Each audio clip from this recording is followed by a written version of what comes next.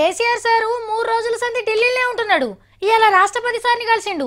అట్లనే సెంటర్ మంత్రులు పెద్ద పెద్దలను కలిసి రాష్ట్రానికి ఏం కావాలో అడుగుతున్నాడు.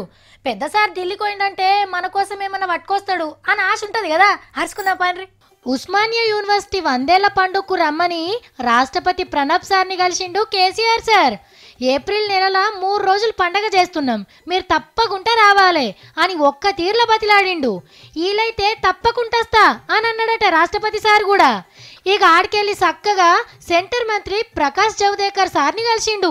ఉస్మానియా పెద్ద కాలేజీని డెవలప్ చేసేందుకు పైసల సాయం ఎక్కువ ఇవ్వాలని కోరిండు. అట్లనే ఇంకా కొందరు లీడర్లను కలిసి రాష్ట్రానికి సంబంధించిన సమస్యల మీద మాట్లాడిండు.